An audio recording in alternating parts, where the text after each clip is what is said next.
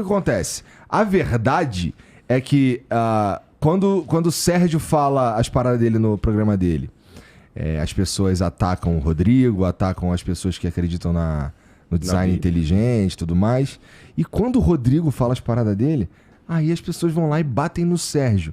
Então fica uma guerra que, assim, quem tá envolvido nem sabe que tá em guerra, né? Mas é a internet, né, cara? A internet é isso aí, cara. É isso. Pois é, e assim, e aí eu vi vocês dois conversando lá e fiquei assim, olha, de boa, bem, eu vou falar uma coisa que eu acho que o Sérgio vai falar a mesma coisa. Eu vim já esperando aquela reação ali e pra mim não foi surpresa nenhuma. Hoje eu até participei numa rádio de manhã, falei, olha, eu tô falando aqui de teologia à tarde, vou bater um papo com alguém da área ateia e tudo mais e tudo. Nossa, vamos orar por você. Eu falei, obrigado, pode orar, mas olha, eu acho que tá tranquilo. Eu acho que as pessoas estavam mais assustadas por esse encontro do que eu particularmente. Eu acho que eu posso falar o Sérgio também. Cara. Porque aqui são dois seres humanos conversando com racionalidade e sem nenhuma demagogia. Eu fui com a cara dele, mais pessoalmente até do que pelo vídeo. Não que eu não tenha ido antes, mas eu digo assim, pessoalmente, poxa, cara super de boa. E eu não tô aqui sendo deputado... Não tem nada de voto. Não dá pra não gostar do Gordão Foguetes. Não, a gente boa pra caralho. Agora sacanagem que eu vou chegar na igreja e pedir oração pelo Gordão Foguete. Escreve lá no papelzinho, lá não, vamos orar aí pelo Gordão Foguete. Ô Sérgio, tu, salvo engano, tu é ateu. Eu sou, cara. Eu sou falei ateu, que também meio, sem saber se era ateu ou agnóstico. Não, eu sou ateu sim, e esse lance aí, né, cara, mas até aquele dia aqui, né, no Flow, a gente falou, né, um pouco, né, e, cara, eu falei, cara, eu não tenho nunca, aliás, como que eu posso ter problema com religião? Minha mãe é altamente religiosa e meu orientador de mestrado e doutorado, cara, não é que ele é religioso, ele é monge budista. Como que eu vou ter algum problema com religião, cara? Senão eu não tinha nem terminado meu doutorado. Que doideira. E eu conversava com ele direto, a gente conversava, ele falava... Eu falava, cara, você pode falar tudo aí, eu não acredito em nada disso que tá falando, que os lances... Porque o budista tem aquele lance de reencarnação, né? Que você pode voltar como um bi. Cara, pode falar à vontade, a gente conversava horas sobre isso, cara. E de boa, eu não tenho problema nenhum, cara, com... Aliás, eu não tenho problema com nada, nem com religião, nem com ufologia, que o pessoal acha que eu sou obrigado com todo mundo. O meu problema, que eu já falei isso várias vezes, é com as pessoas que tentam usar isso, ou qualquer, nem é só isso não, qualquer outra área, para se aproveitar de pessoas que não têm conhecimento nenhum, que entra na área do charlatanismo, mas aí eu acho que até o Rodrigo vai concordar comigo, entendeu? Concordo. Então o cara fala lá, não, cara, eu vou ver, vão invadir a terra e você só vai estar salvo se você comprar o meu terreno aqui não sei aonde. Cara, isso é um negócio que não existe, entendeu? Então, quando parte para essa área aí que eu começo a ficar pistola com a galera. Mas, cara, o Gevaerd, infelizmente, faleceu aí há uns 3 meses atrás, grande ufólogo brasileiro, cara, ele era muito meu amigo, cara. A gente conversava direto. Embora eu não concorde com 99% das coisas dele, mas não tem problema, né? Mas tu não é... assim, eu acho que existe uma parada entre... que na verdade ela acaba sendo o normal, que é o cara que não acredita ou acredita e é super chatão a ponto de não querer nem ouvir as outras coisas, né? Então, assim, tudo bem, isso é normal, as pessoas acreditam e não acreditam em coisas, em políticos, em religiões e etc. E é normal, porque seres humanos, meu irmão, a gente tem 8 bilhões nessa porra, todo mundo diferente do outro, né? Claro. E, cara, maneiro. Não, e eu tenho 2 coisas. A primeira, que eu não tenho problema nenhum. Aliás, adoro, igual eu falei, cara, conversava horas com o meu orientador, nem era sobre a minha pesquisa nem nada, era sobre budismo, sobre as coisas, os aprendizados, as coisas que ele lia lá e tal. Isso é uma coisa. E a outra coisa, cara, eu não quero convencer absolutamente ninguém. Primeiro que eu tô... Quem disse que eu tô certo pra convencer alguma pessoa? Entendeu? Então eu não tô nem... Cara, eu não quero te convencer a não, deixe de acreditar em Deus, entendeu? Eu não tenho esse negócio. Cara, a pessoa acredita no que ela quiser. Uns acreditam no Deus, o barbudão, outros acreditam... Não, cara, eu não acredito em Deus assim, eu acredito numa energia. Eu acredito numa... Cara, acredite naquilo que te faça bem, cara. Se te faz bem acreditar nisso aí, está ótimo, cara. Tá? E viva feliz com isso. E eu não tenho, cara, a menor intenção, nunca tive, de tentar... pegar uma pessoa e falar assim, cara, ó, Deus não existe, isso aqui é uma loucura que o pessoal fala e para de acreditar. Nunca, na minha vida, cara. Aliás, é porque as pessoas acreditam no que elas querem, cara. E tá tudo bem, cara. Se Sim. aquilo ali, às vezes a pessoa, ela pega uma crença, alguma coisa, às vezes a pessoa tá mal, tá num momento frágil da vida dela e tal, e ela começa a acreditar em determinadas coisas e aquilo ali dá um tipo de força pra ela. Eu já vi acontecer. Pra ela conseguir resolver coisas. Cara, tá ótimo. Continue acreditando nisso. Isso. E vai embora, cara. E você tá feliz, cara. Bom, Eu não tenho. tu tá. Hoje você tá em minoria aqui, porque eu também acredito em Deus, só que talvez seja um Deus diferente, sei lá. Porque assim, eu também, como eu não pensei muito sobre isso, não pesquisei também muito a fundo, eu acho que existe Deus, mas eu não sei direito como. Você Tá ligado? acreditaria no Deus de Spinoza. Eu não sei quem é o Deus de Spinoza. Quem é o Deus de Baruch Spinoza? Spinoza é um filósofo judeu que ele falava de Deus como uma força, mas quase um deísmo. Ele evitava as teologias sobre Deus. Aí o pessoal tem esse trocadilho que fala assim, eu creio no Deus de Spinoza. Entendi. De Baruch Spinoza. É um trocadilho. E o que o Sérgio falou, eu concordo, eu só acrescentaria uma coisa. Quando o charlatanismo é feito em nome de Deus, o estrago é maior, Sérgio. Com certeza. Você entendeu? Porque se você ouvir falar que um cara, traficante do morro, pegou uma menina e violentou, fez qualquer coisa ali parecida, poxa, que horrível e tudo mais. Agora, quando você sabe que foi um padre, um pastor, você entendeu? A coisa é muito mais séria. O crime em nome de Deus, ele é mais hediondo do que outro de mesma natureza, feita por qualquer outra motivação. Moralmente falando. Moralmente falando. E nesse ponto, eu dou a mão palmatória. Não estou falando que é o caso do Sérgio, que eu não conheço os motivos do ateísmo dele, mas tem muitos ateus que são ateus graças às religiões. A religião é a maior produtora de ateísmo que tem. Você entendeu? Porque a minha vida pode ser a única Bíblia, que muita gente está lendo fora da minha igreja. Então isso é muito sério. Esse ponto aqui é ponto passivo, não tem nem o que discutir. Pois é. E assim, eu tava falando que eu acredito em Deus e tudo mais, mas não sei direito o que é e tal. Eu queria entender de tu, Sérgio, principalmente, que esse lance de ser ateu é uma decisão baseada em observação. Ó, se surgisse alguma coisa assim que, porra, a explicação fosse a existência de Deus, tu muda de opinião? Cara, boa pergunta, né? Por que tipo, eu resolvi ser ateu, né? Não é que eu resolvi ser ateu, né, cara? Pô, tem maior cara de ateu, pô. Tenho. Você acha que tem? Tô zoando, pô. Então, assim, eu desde lá de 85, 86, quando eu comecei a estudar mesmo, principalmente essa parte aí de astronomia e tal, né? É uma coisa que a gente se liga muito, né, ao universo de alguma forma, e você começa a estudar, então, o nascimento do universo, como que a vida surgiu e tal, que é uma coisa que ainda a gente não sabe. A gente não sabe hoje direito nem como que a água surgiu na Terra, cara.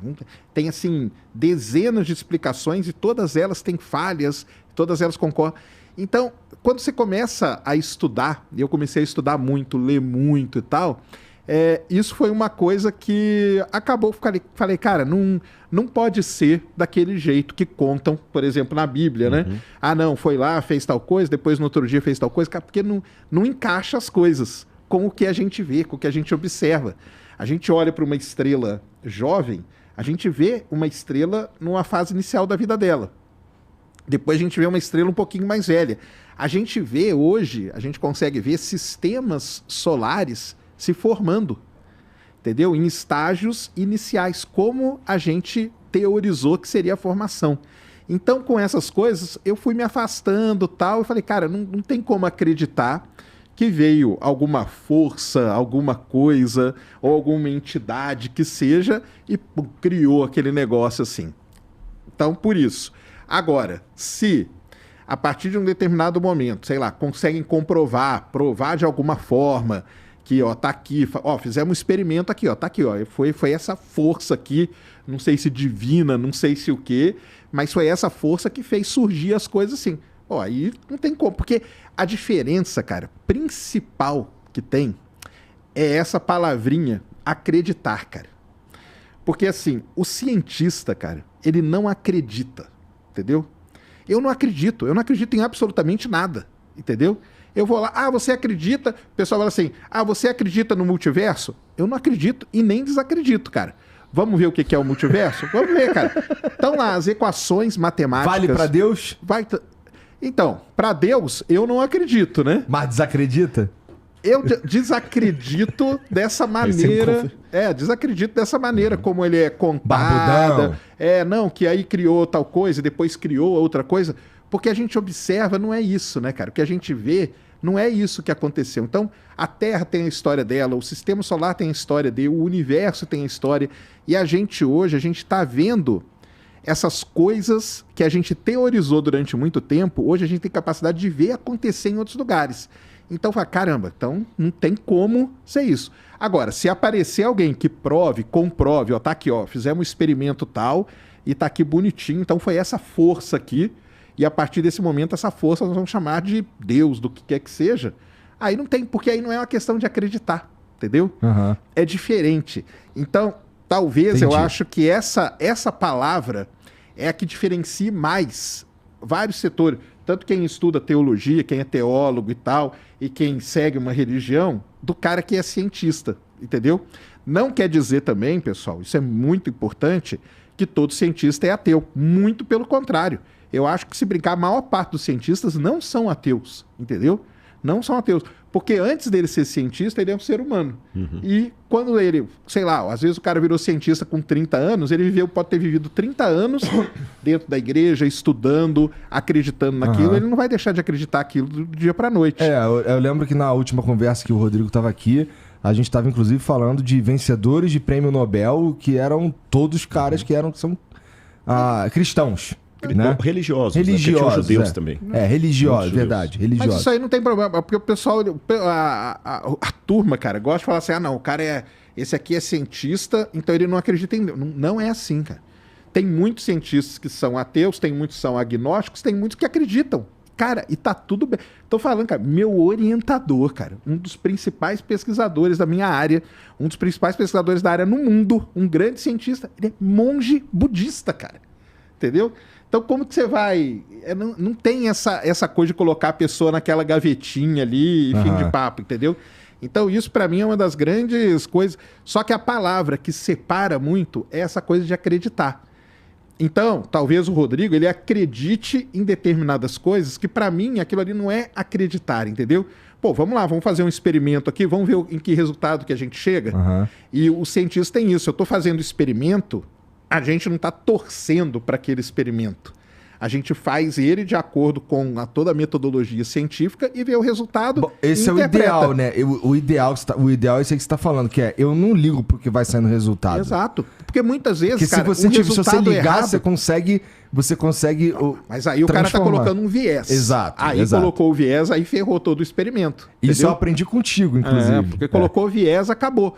O lance do cientista, que ele tem que ter, aí lógico, né? Ele vai ganhando essa maturidade ao longo do tempo, você entender que às vezes um resultado errado é um resultado importante pra caramba.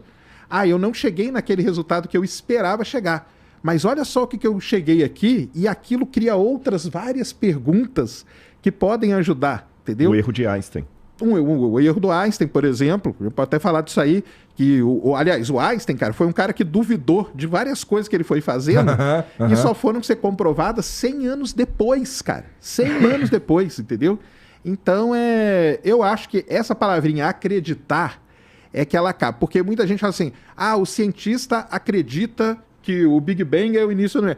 Cara, eu nunca vi um cientista falar que acredita que é aquilo lá, cara. Nenhum, entendeu? Não tem nenhum que acredita. O que a gente vai é atrás de evidências para tentar encaixar nos modelos que a gente tem. É uma coisa um pouco diferente. Ô, Rodrigão, o que ele falou sobre a gente observa e a gente chega a essas conclusões, não sei o que e tal. Pô, a tua área é basicamente procurar coisa para tu poder observar também. Exatamente. Né? Só que embaixo da terra. Bom, se bem que o Sérgio... Eu tava até falando para ele. Que é geólogo, né? Uma coisa que muita gente fala que eu sou astrônomo, né, cara? Eu não sou astrônomo, viu, galera? Eu acho que é por causa do podcast.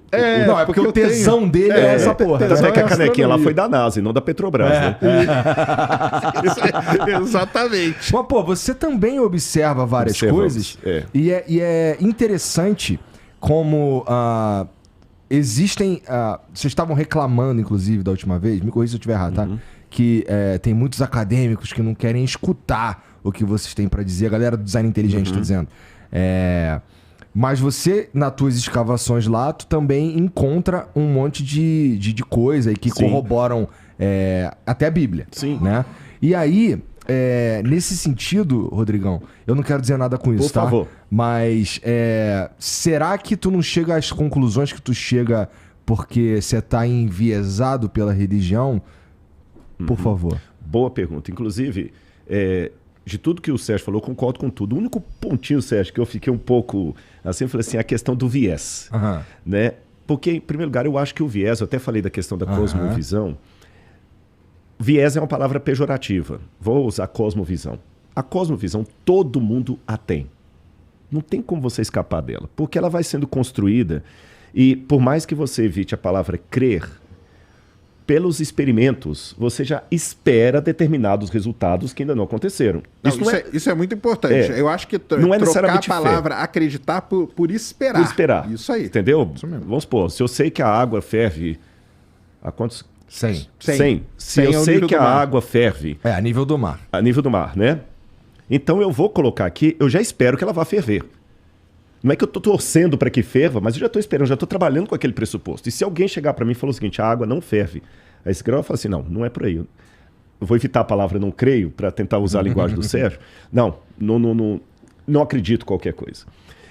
A minha questão com a fé, eu tenho um conceito de fé um pouquinho mais amplo.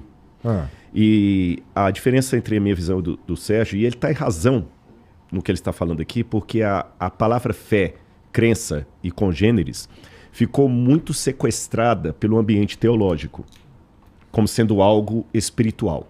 Tá. Para mim, ela não é algo espiritual. Esqueça a teologia, vamos falar em termos de ser humano. Toda vez que eu entro no avião, se eu tirar esse aspecto teológico da palavra fé, eu entro no avião e sento tranquilo, sem saber o que está fazendo, é porque eu creio no piloto. Esqueça o aspecto religioso. Eu creio no piloto. Você está entendendo? Se você é muito meu amigo, meu parça, eu confio em você. Você fala assim, Rodrigo, desculpa, cara, deu um aperto, me empresta R$100 aqui que eu te pago. Eu te dou. Porque a Bíblia descreve Rodrigo, fé... caralho, tô duro, mano. Tá duro? Sacanagem. A Bíblia descreve fé, Hebreus 11, fé é a certeza das coisas que se esperam, a convicção de fatos que não se veem. Então vou falar isso num ponto teológico e num ponto científico. A palavra certeza em grego é hipóstasis. Até o pessoal religioso entende que fé, é por isso que tem a acusação do Deus das lacunas, do Russell, a certeza de coisas não esperadas. Então não precisa de ciência, basta fé. Não, quando Paulo usa a palavra certeza, que está pessimamente traduzida em português, hipóstasis, é um certificado de propriedade de algo que você não recebeu. Na época de Paulo, o soldado romano, quando ele trabalhava, o imperador dava para ele um diploma no sentido latino da palavra, onde fala o seguinte, olha, quando o Sérgio sair do exército e o Igor, você vai ter como soldo pelo seu tempo trabalhado uma aposentadoria, uma terra para você cultivar e mais alguma coisa lá. E o soldado guardava aquela certidão com ele durante todo o período de combate, porque ele sabia que no final, se ele sobreviver, ele vai receber a terra. Então Paulo fez uma paródia, um paralelo. Se nós cremos na palavra de Cristo, ele nos deu o certificado de uma terra que nós não vimos. Como soldado romano, ele não viu a terra dele. Ele não viu nada. Você está entendendo? Ele não viu nada. Mas ele crê que ele vai receber porque o imperador tem lastro para dar aquela assinatura. Com isso, eu já quebro um paradigma teológico, que a fé não necessita de evidências. Eu tenho um programa chamado Evidências na TV Novo Tempo. E muitas vezes na igreja eu já ouvi crente falando comigo assim, muito bom esse seu programa Evidências. Mas para quem não crê? Porque para a gente que crê não precisa. Aí eu falo assim, eu tenho que dar uma aula do que é a fé à luz da Bíblia. Entendeu? Para você acreditar que vai ter uma terra depois de aposentado, é porque você conhece o imperador, você sabe o que ele pode fazer, você sabe o poder que ele tem e a assinatura dele, por isso que você confia. Se você me der um cheque assinado, eu só vou lá trocar no banco porque eu já tenho um conhecimento prévio de quem assinou o cheque. Senão eu não iria. Então a fé, ela baseia em evidências, sim. Ela não é um pulo no escuro. Como dizia Kierkegaard, né, no fideísmo, pular no escuro. E fala, a certeza de coisas que espero, a convicção de fatos que não se veem. Eu não vi a Terra ainda, mas não é gratuito. Eu confio nela porque a assinatura do imperador está ali. Então, do ponto de vista metodológico, por isso que eu aplico a fé no meu dia, eu espero algo que eu não vi, que a água vá ferver a 100 graus centígrados. Por quê? Porque eu já tenho um lastro mínimo que me aponta para aquilo. É uma certeza absoluta? Não. Eu tenho todas as respostas com as evidências que eu coletei? Não. Se a gente falar... A gente não, porque eu vou mais ouvir. Porque na minha área, se falar de física quântica aqui, tem um monte de coisa que não faz sentido. Mas tem algumas coisas que eu falo assim, olha, tudo indica que vai dar nisso, pelo que a gente conseguiu levantar até agora. Mas que a gente levantou tudo, não. Então, a arqueologia, até a teologia, eu faço tudo que eu levantei é sobre isso aqui.